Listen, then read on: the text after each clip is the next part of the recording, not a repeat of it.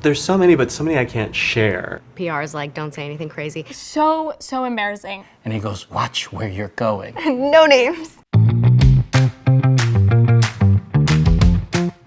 It's probably the Met Gala. You imagine the imposter syndrome that you have when you get a new job. I felt like I was experiencing like the worst possible version of that. I bumped into Kim Kardashian, like I literally bumped into Kim Kardashian and I was like, oh, I'm so sorry. And then I was like, is that, I can't tell. She's got kind of, but then I later learned it was Kim Kardashian. I was recently cast in something and we were meeting up kind of for the first time, like all of us.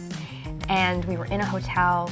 I wanted to go smoke a cigarette and a person that I really looked up to, she was like, why don't we just smoke it in here? And so she lights the cigarette in the hotel room and I'm like, oh no! Not that I recommend it, none of it. I don't recommend any of it. But it was really cool to be smoking a cigarette with like a famous person in a hotel room. No names.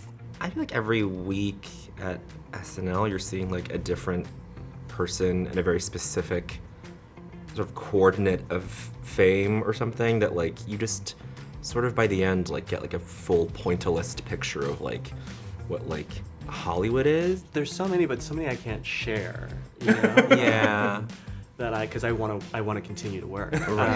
So here's my Hollywood story. So I had like an 11:30 a.m. coffee meeting with a big-time Hollywood director named Andrew Ahn.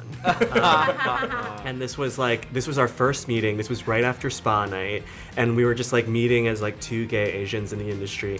And I did the power play of ordering a full plate of Alfredo, like a dinner-sized portion of fettuccine Alfredo At 11:30 a.m. at a coffee shop at 11:30 a.m. and ate it in front of you. And I believe you literally just had like an iced tea or something. The most psychotic thing I've ever done is eat that Alfredo. Wow. And then I fell in love with you and wanted to make a movie with you. Yeah. When I was 8, it was an awards show and I was stressed out of my mind because there were all of these big names and celebrities next to me and I was like, I need to go, like I need to leave this place right now. And I'm like, Dada, can we leave please? And I drag this man like out of this huge auditorium. We come into the light and it's not my father. And this man made no sound of it the whole journey. Like, what? Why were you coming with me? So embarrassing. When I first moved to Los Angeles, I was driving and I was moving from New York, so I wasn't used to driving that much anyway. So then I was like, oh, let me drive on Sunset Boulevard, get inspired, all of these things. And I didn't realize that in Los Angeles, those white lines are pedestrians first.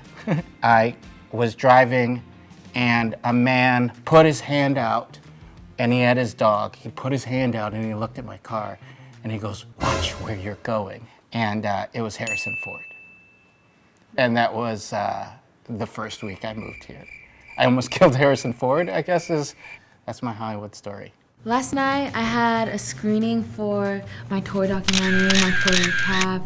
The day before we only had 8 RSVPs and so we spent like an hour going through sending invites to friends. I posted some things on Instagram and then I was like, I let this go. And I feel like the whole night just unfolded like greater than my imagination. And so many people came. I just felt like, wow, I am very loved and received and appreciated, and I appreciate you all. It felt like a dream come true.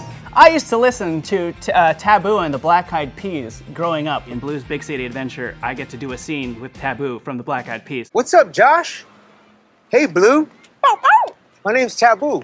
Oh, hi, Taboo. What is happening in the world right now? One time I was at a party and that Tom Hanks leaned over and he goes, you know what, my grandmother's Chinese.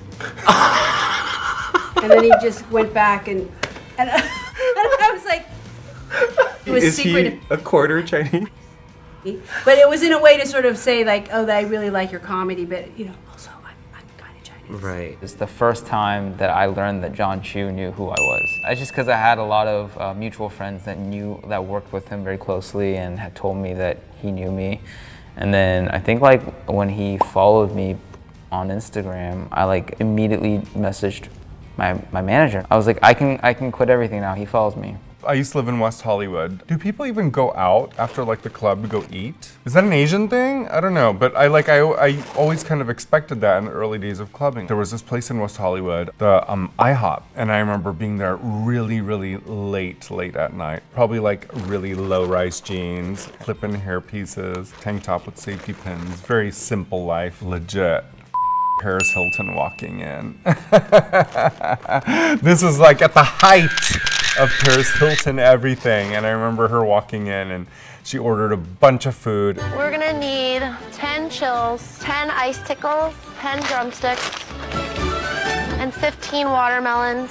You said you like strawberry shortcake? I love strawberry. I got 10 of them. Wow. We're stocked. Actually, can I have 5 more of these little blonde bitches? And then she left.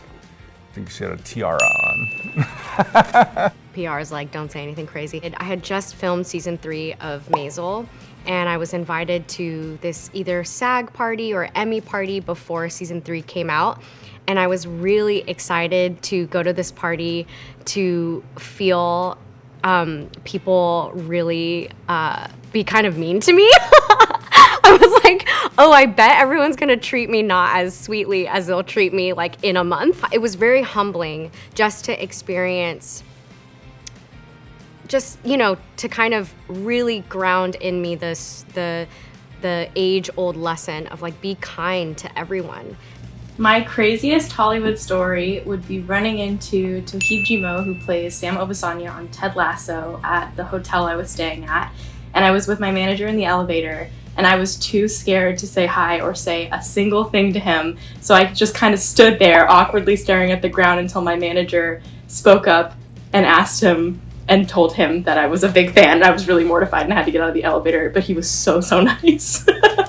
My favorite thing about like Hollywood people is that so many like famous actors, their email addresses are just their names at Gmail. Like it's surprising how many of them. So it's like if you really want to reach out to someone, just try it. You know? TomHanks@gmail.com. What's up with your grandma? Hashtag I'm Chinese. Yeah.